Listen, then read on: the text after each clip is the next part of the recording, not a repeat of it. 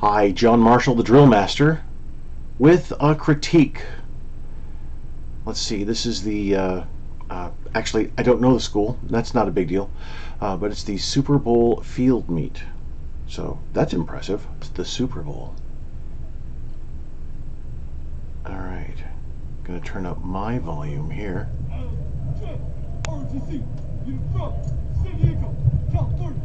Alright, so San Diego, at least.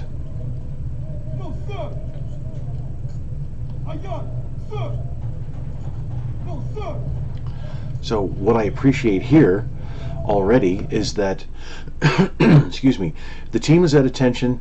The team isn't breaking any kind of bearing here. The commander is reporting in as part of the team. No salutes, no nothing, no difference. And this is exactly what needs to happen. This is very good, very impressive.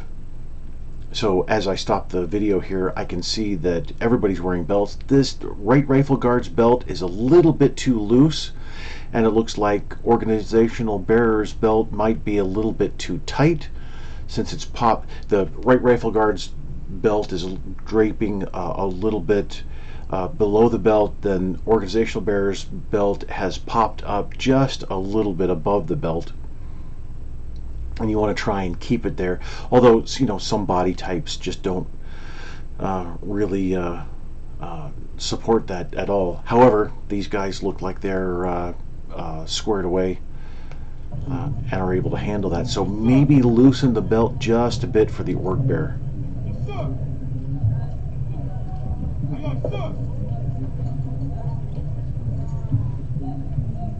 Looks like proper staffs and finials. And no fringe on the national, but it also looks like no fringe on the organizational, and that is incorrect. What was that? Left rifle guard? Didn't need to do that. Now, obviously, the judge isn't going to take this into effect, except for the report in and then how the team was presenting themselves. But this that little look to the right, their left guard, that wasn't the best thing you could have done. Anyway, but the fringe needs to be on the organizational. That's a requirement. Period. So lots of people get fringe confused. So the fringe is the little yellow. Well, some people call it tassels, but it's not. But it's the little yellow, about an inch or so, inch and a half long, yellow things that kind of hang down from all the edges of the flag that look like this. So I'm twiddling my fingers like you can, like that might help. I'm not sure. Anyway. Fringe needs to be all around the border of the flag, and then it circles the top and the bottom at the pole hem, and that's on all Navy flags, all Marine Corps flags, all Coast Guard flags except the national, and then it's on all Army flags, all Space Force flags, all Air Force flags, including the national. So there's a difference there, and I could go into that, but go to my website and you can read about it. There's a brief explanation there as to why, but you need to have fringe on the organizational always. Doesn't matter the service.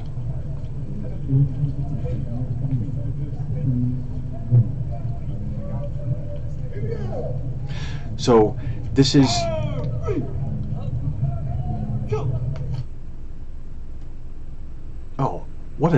that's a great job that I stopped it there. That's perfect. All right. So the harnesses are under the web belts. That's great. Rifles are being brought up a bit too high, it looks like. So they need to be brought up to the port position. And that's so if your hands aren't on the rifle in exactly where port arms requires them, then I call that the port position. So here with the right up on the handguard there, that's the port position, or it's closer to the port position than not, more or less. Anyway, so can you see? Yeah. All right. So my cursor is circling around the hands here. Both of your hands should not go onto the staff, because then, and I know you've got the harness under the belt, and then you're probably going to slam the lower ferrule into the socket there, which you shouldn't do. Yet you're going to make a little bit of noise. That's not a problem, but making that excessive noise, that's the problem. But when you bring both hands onto the staff, then you have a tendency either to search, or you're going to look down and slam in.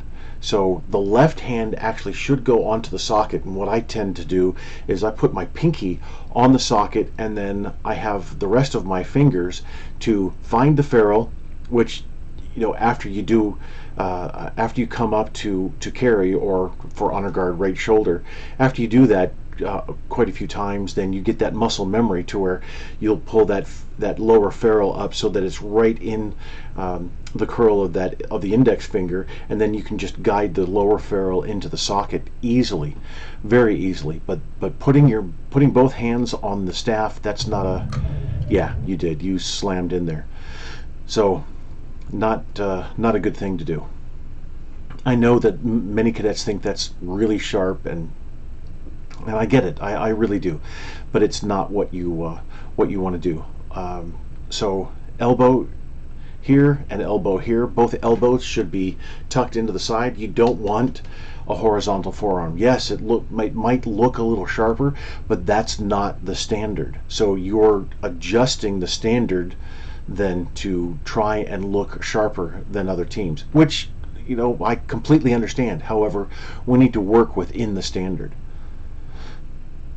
So both elbows need to be tucked, whether you're going up to left shoulder or you're going up to right. So tuck that elbow into your side.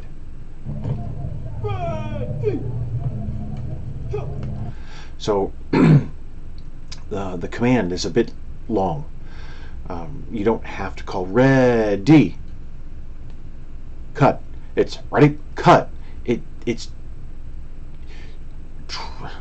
how can I put this? And this is not an attack on the cadets here. They're doing their utmost to be as sharp as possible, sharpest. You know, sometimes at a drill meet for color guards or even individuals, drill teams, you're going to have the difference is just a few points here and there. Not that many judges know exactly what they're doing. Not that the scoring systems out there really are usable and translatable for a visual image to translate into numbers. That's difficult with every system that's out there. That really doesn't work all that well.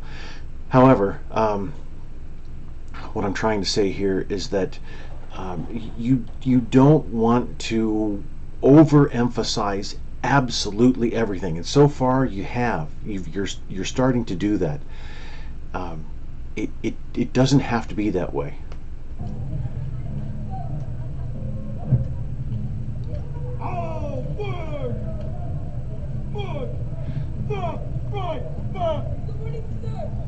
So forward march needs to be in the tempo that you're going to march. And I see excellent timing here. Actually, commander is just slightly ahead. You can see by the elevation of the right toe here. Really great timing. However, left guard is walking a tightrope. Actually, it looks like all of the team might be marching or walking a tightrope. See, things could go much smoother and a little bit quicker here. Yeah, you're tightrope walking. Don't do that. You need to have a walking base. So a walking base is the separation of feet from the inside of the foot to the inside of the foot. You have to march with a walking base because that's the way we walk. If we were to march on a tightrope, and what I mean by tightrope walking is you march on a single line so that both heels strike on that single file line. You need to march on railroad tracks, what I call railroad tracks. Obviously not as wide, but you're going to have at least a couple of inches in between your feet, which is that walking base, and you need to maintain the walking base throughout, doing absolutely everything. The only service right off the top of my head that doesn't maintain the walking base all the time is the Air Force for to the rear. That's the, as far as I can, as I can and remember right off the top of my head, that's it. So the team here must maintain a walking base. Tightrope walking, it might look sharper, but then again, you're adjusting the standard here, so you don't want to adjust the standard. All right, let's go back.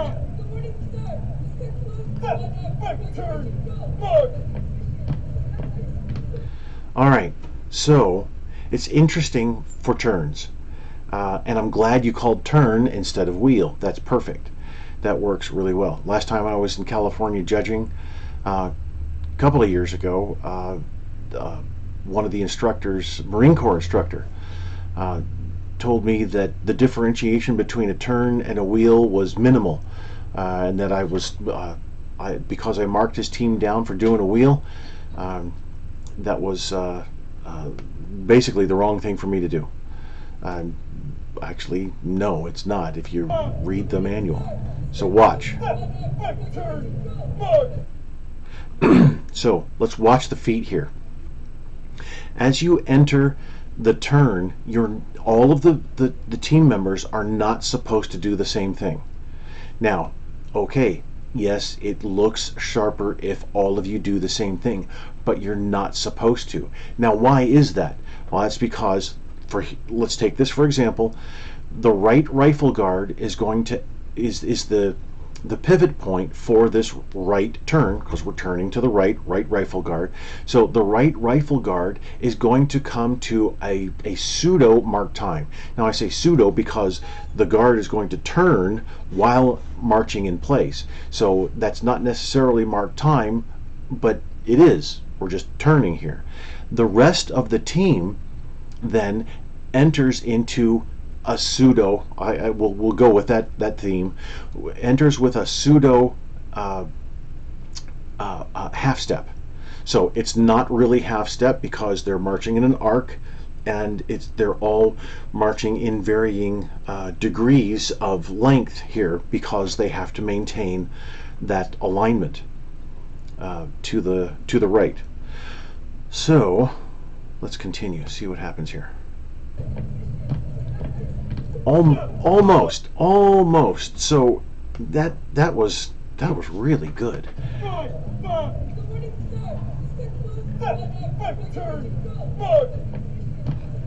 So not bad, Commander. You're the odd one out here. I know I keep rewinding, and if you've watched my videos before, you're used to it. But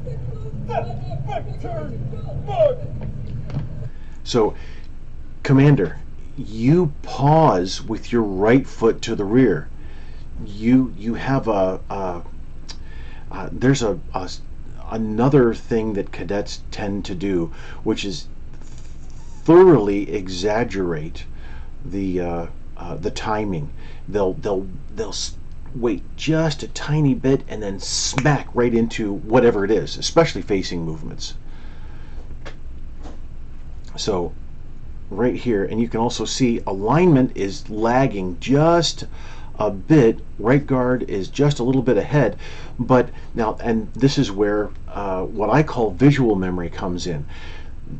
The organizational color bearer and the left guard are so used to the commander, with that tiny lag in his step, falling behind the right rifle guard, that they're perfectly in line with the commander. Excellent job, guys. That's perfect. However, commander, you've now dropped behind the shoulders. Remember, we can't turn like this. We have to turn like this. If this straight line and this straight line are the shoulders, you have to turn like this. So what the commander has done with that slight lag is this. So the guard turns here, and it's just ever so subtle, but the guard turns here, and they might catch up. Not exactly sure, but so what are we doing here at half step? And also the mark time. So it's the pseudo half step, the pseudo mark time, but it's still half step and mark time. So we still need to use the same techniques as if we're doing the proper mark time and half step. So the feet are coming up much too high. You're only supposed to clear the deck with your feet being raised, and then also for mark time, then you're only supposed to lift the foot so that the ball of the foot comes up 2 inches, 2 inches off the marching surface. In this case, you're going to call it the deck. So that means that the toe is maybe an inch off the marching surface, maybe. And I've actually had my foot hang in the air. My wife has taken a picture, and I've worked it out. Look at my website, A Study of Mark Time. It's, well, for somebody like me, it was fascinating. Maybe not for you. I understand that. So mark time was much too high.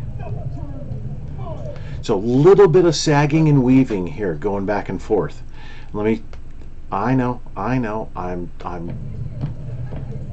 rewinding constantly. Now watch the spacing. Watch the spacing in between. See, a little bit to the left, little bit to the right.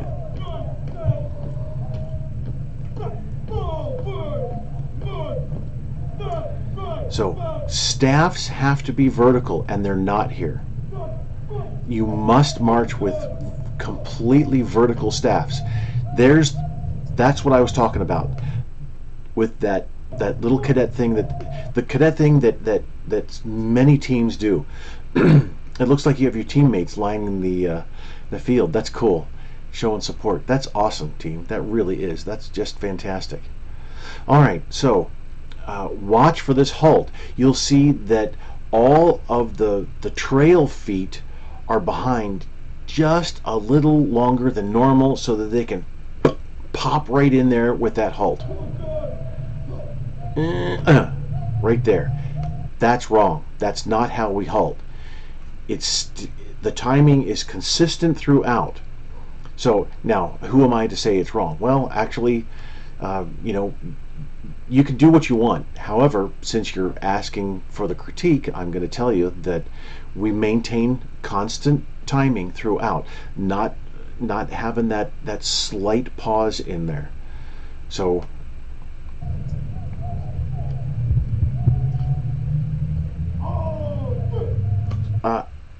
look at that.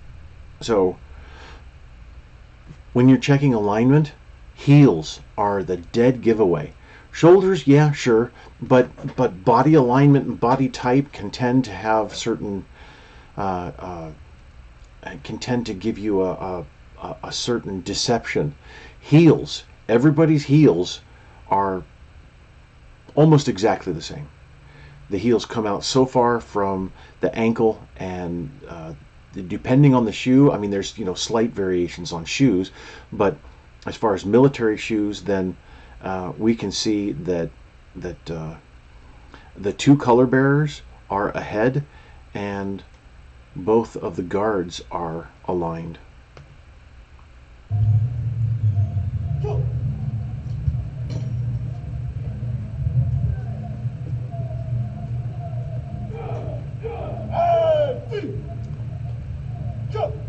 And see, all of this is overly exaggerated. So it should have been order colors. And I wish I could have seen that. You bring your right up, gather your color, get the strong grip, leave your hand at the flared position, and then ready, cut. So it's the exaggeration isn't necessary.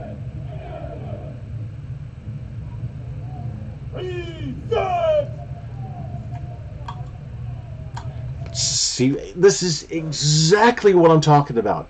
Exactly. Perfect example. Stop putting both hands on the staff. It's going to screw you up, and it just did. And I'm sorry that happened, but it is a great example of what not to do. Go.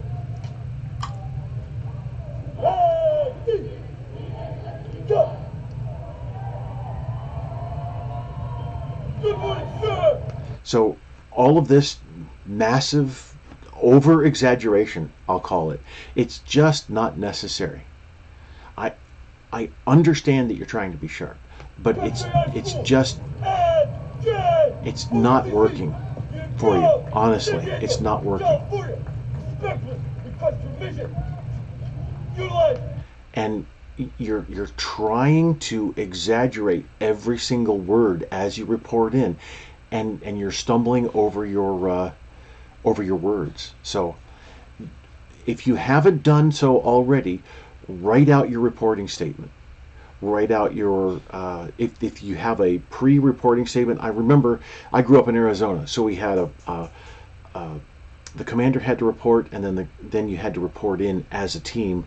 Commander had to report off field, and as a commander, a drill team commander, I would march over to the judge, report, come back, then the whole team would march in and report in again. It was really redundant, but still. Anyway, for any report in, report out, write down your statement and memorize your statement.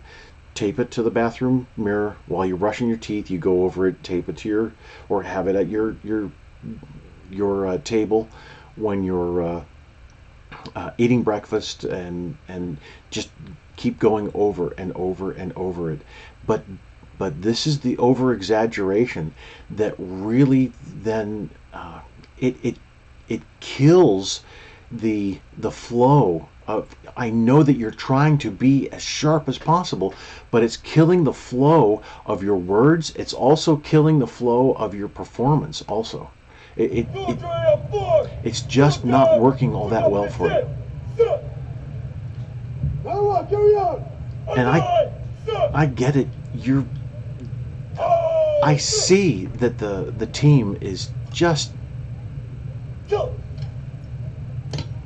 okay. So I'll go back a little bit, not too much, and then watch the whole order sequence. But don't bring the staff. So you brought the staff out. That's great. You've got both hands on the staff. You're going to bring you're going to loosen the grip with the left, bring the staff down, and then grab onto it with the left. And then you're going to gather your color, go to the strong grip, ready, cut. So what you're doing though is you're bringing the staff over in front of your body, but you should be bringing it down to order, and then you're slamming the staff into the deck. That's not the standard.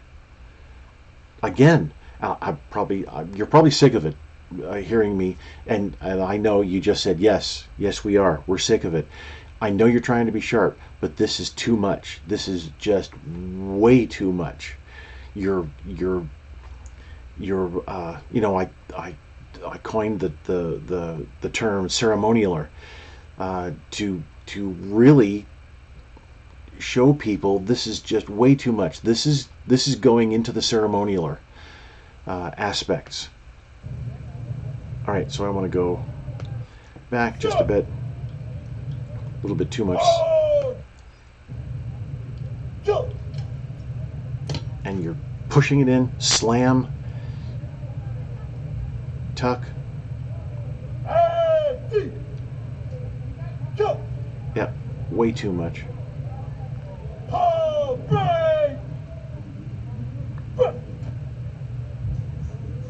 All All right, so parade rest. Go. Sorry about that, meant to pause. Go. So where the hands are on the rifles, right there. See that distance? Let's say that's 5 inches, 4 or 5 inches below the stacking swivel band right there. That's this right here at the front. That's the stacking swivel. The band that holds that onto the upper handguard and holds the handguard together. That's that band. So we're going to measure, like, it looks like about 5 inches. We'll just say that. So that's where the hand needs to stay. But watch the hands at parade rest. Also, you're not all 3 toes aligned. So, and we're talking about nth degrees here, as perfect as possible. But all 3 toes, every single time you come to order, you need to have all 3 toes aligned. And it's a matter of muscle memory. When you've brought the rifle down and you're at the ready cut position, then your muscle memory should have the rifle hovering over. Let's say that this is your right foot. The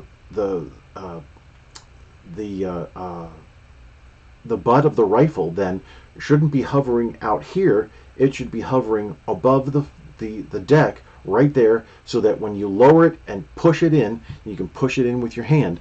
As soon as you do that, all 3 toes are aligned. It takes a lot of work, but you can muscle memory that into position, no problem. All right, so let's watch the right hands on the hand guards. See how they slide up? That's not the way to do it. And there are so many who think that everybody slides their hand up. No, you don't. You leave it in place. I can even see it back here on those who are at parade rest. And this arm is going way out there, and she's just relaxing and watching the team, and that's fine. Also, when you're at close interval, marching at close interval, then you should be able to have 12 inches between heels. This is about 12 inches. This is probably more like 10. This is 8 to 10, and that's like 4.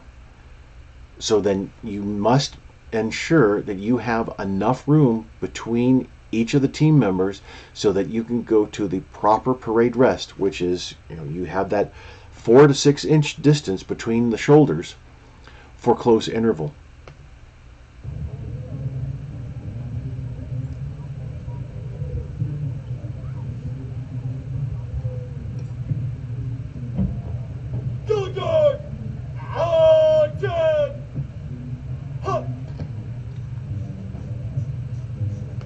So it's colors, not color guard. And the command is dragged out. Thumbs should be behind the staff. But then again, with this kind of harness, these harnesses suck. Really, they're bad. Oh, and let's talk about harnesses, by the way. So waist levels, taller commander, higher waist level, slightly shorter commander, but lower waist level. He has a little bit longer torso, and commander has longer legs. So yeah, not a problem. So you've got the belts here, and then the harness socket is just below the uniform belt on both of you. So really, there's not a lot that you can do. This socket definitely can come up a little bit more, maybe a ½ inch, but you could also lower the commander socket so that's a tiny bit lower. So what the Marine Corps order says is that the socket level can be, depending on the bearer height, which takes into account bearer waist level as well. It says that the American flag, the national, can be carried higher, minimally, not just whatever you want. It's minimally higher. So if you can, without getting into the harness crotch syndrome, which looks awful, then you can lower that the national bearer socket just a bit, so that even if they're higher, or even if the American is higher, then it's again with that keyword minimally higher. March! Left, right, left, right, No, left, no, right, no, no, left, no, no. left, Sorry, go. sorry. That you're majorly exaggerating again, majorly on those flanking movements, and that's not the standard. Not March! at all. Left, right, left, right, left, right, left, I hate go. that. Now, there is close interval. That is close interval. I know you guys get a little bit closer because the previous time I saw you all move in. That is close interval. That's what you should be maintaining. That allows your 12-inch distance between heels. And just between you and me, 12 inches is silly. Air Force, Space Force do it too. 10 inches looks much better. It just does. But that's personal preference. Anyway, your exaggerations, your slight timing pauses there to whip into those turns, not good. March! Left, right, left, right, Yeah, tightrope walking still.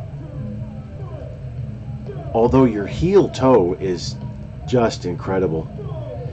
If any of you are in marching band, then the director is loving your marching technique. And you've got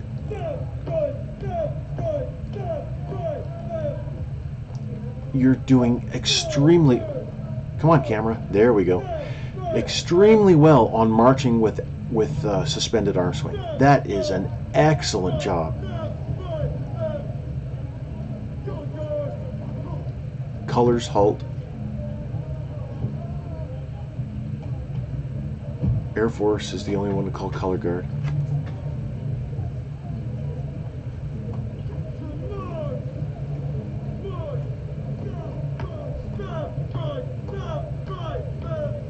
Yeah, that slight pause,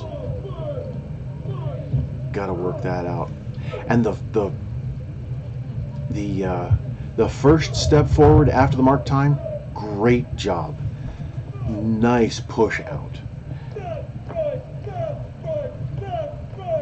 But again, mark time is much too high. However, I say that, but all four of you are well,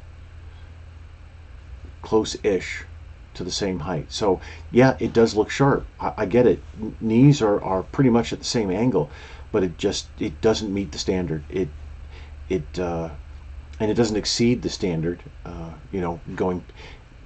Exceeding the standard is supposed to be a positive thing. This isn't exceeding the standard. This is going beyond the standard, and it's just you're going up what, 8, 12 inches off the deck there. But the push off that you have, it looks superb. Watch this. Boom. Really nice. You're pushing forward. You're creating that momentum with the trail foot, stepping out with the lead foot, left foot, and gliding out there. Looks really good.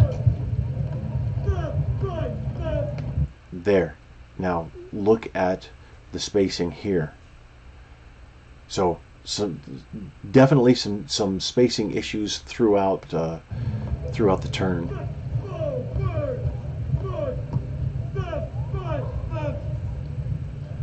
And see the adjustment of the spacing as everybody was marching forward. And let me address this let me address this. This is not attention. Yeah, I get it. If you're going through boot camp, you don't want to be a target at all for anything. So you're gonna have absolutely squished elbows into there. This is what your arm needs to look like. Commander's arm here, organizational bearer's arm there. I get it that you can rotate the upper arm and pull that elbow in so that it completely matches the smaller waist coming out and then over the hips with your with your wrist. I get that, I really do, but don't do that. You're completely different from the other, from your teammates here, and it goes into being what we call double jointed, having the ability to hyperextend certain joints. And hyperextension, this is hyperextension. This is where you create that dish in your hand. I can do it a little bit, but I'm not going to salute like that. I'm going to salute like this. So where other people can pull their fingers back much greater than I can, do that with the elbows and the knees, etc. So I mean, that's a whole different issue there, but this is just a bit too exaggerated for your elbows. You need to relax the elbows, and then we want that sameness across every member of the team, and that includes standing at attention like that. Not a good thing.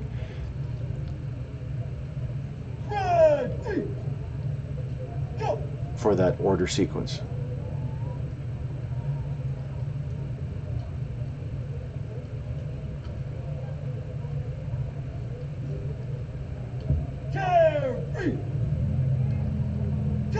Good hand flip. And see, you got problems there. So what's supposed to happen when you lift up the staff? Look at my trusty staff here. So what's supposed to happen when you lift the staff is that you meet, and then you have it slide in.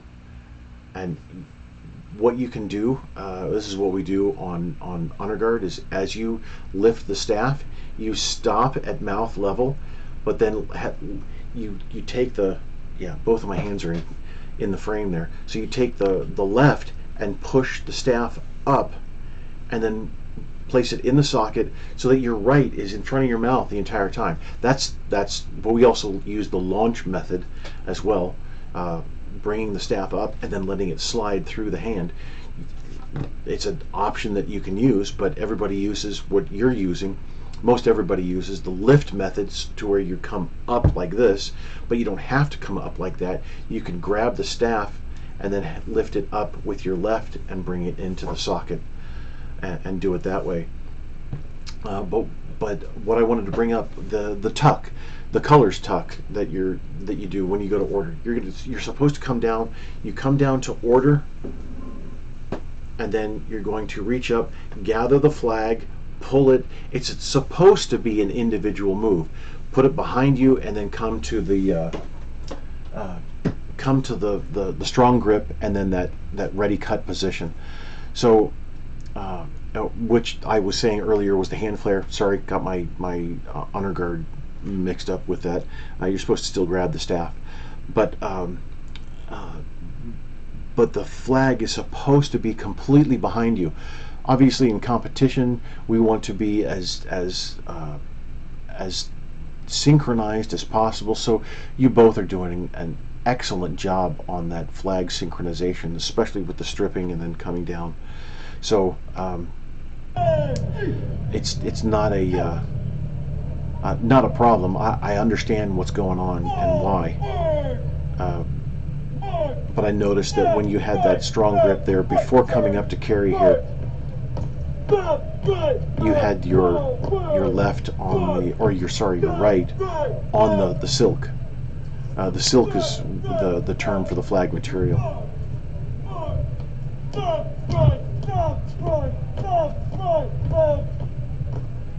So calling command, or calling cadence. If you have to call cadence, see you have a slight angle forward of your staff, got to be vertical. If you have to call cadence, then you need more practice. And you guys don't need more practice for timing.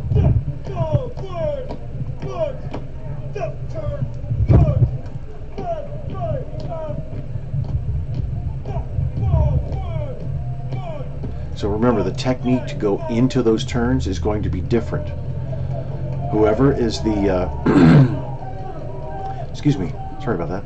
Whoever's the rotation point, either guard, is going to come up into the, come up and enter into the mark time just like going into mark time as normal. But see, left guard, you're not doing that. You're not coming together with your feet and then starting the mark time, which is what you're supposed to do. The other three then are supposed to go into half step.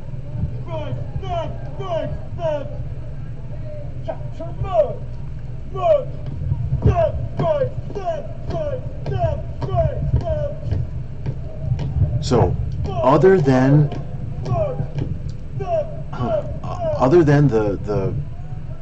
the pause in the flanks, your counter marches are excellent.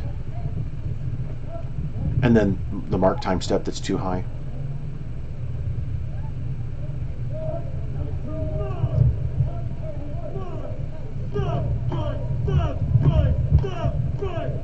So the facing movement, oh yeah, I should mention that. So commander, your facing movement there, your second facing movement is not supposed to exist. Right there. That second facing movement, it's not supposed to be a facing movement. You're supposed to left face and march, come to attention, bring your feet together, but then start marking time, and then turn the 90 degrees in place. All right? Not a second facing movement.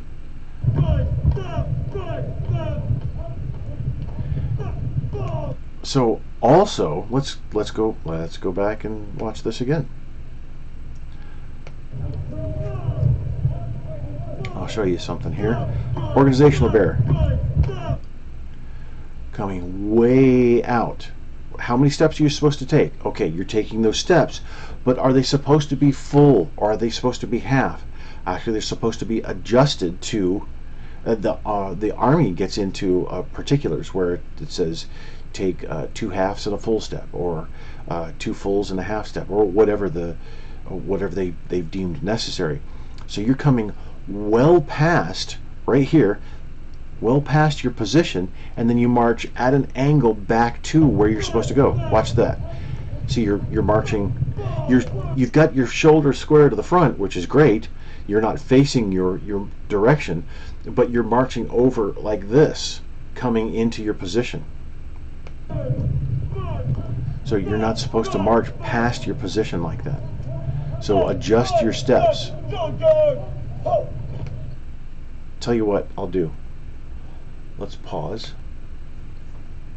Okay, so just as I suspected, I'll look through the Marine Corps order, and for counter march, it doesn't say the number of steps. And as far as across, it says the number of steps to go out, away from each other, so that you come out and then move in different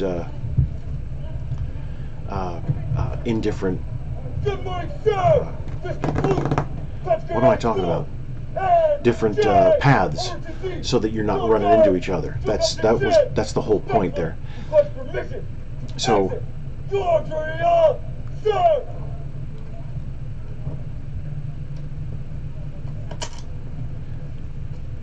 I promise I won't take long.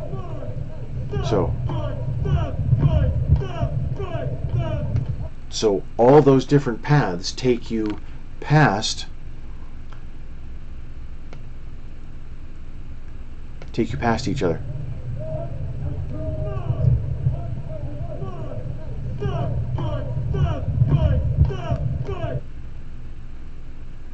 Just like that. And I'm going to pause again. Yep, just making sure. All right, so your paths are perfect as far as having them stacked away from, and that's kind of an odd term. So here's the national bearer, and then here's the path right here of the organizational bearer, and then the path of the right rifle guard, and then the path of the left rifle guard. So you're doing that fine. You're just taking way too many steps out, away from, to move into position. So adjust those steps so that you don't have to come out and then march, as I was saying before, over. All right, so we stopped, and we're ready. Go. Capture march. March.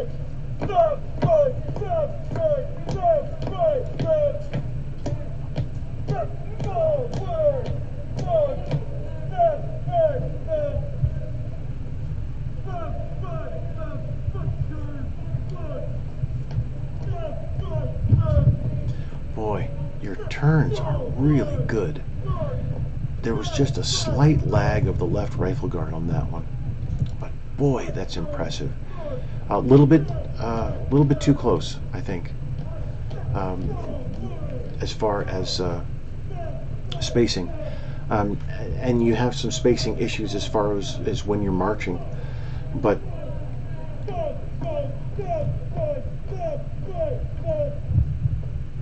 yeah, everybody's going out too far, and then oh, let's hold on there. Let's look at that halt. So watch the feet when you're halting there.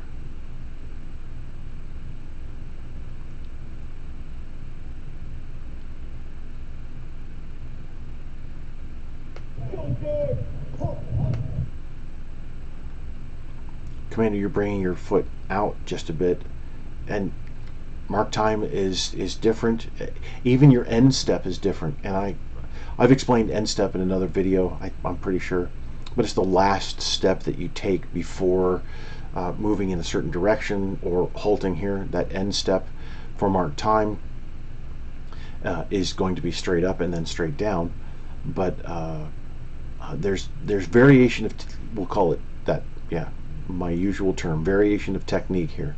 So got to get the techniques centered into using one technique. But boy, I'm really impressed with the team. Honestly, this is great. I'm going to try something a little bit different here. Hold on just a sec. I'm going to try and snag a snapshot and then see if I can get it broadcast behind me here.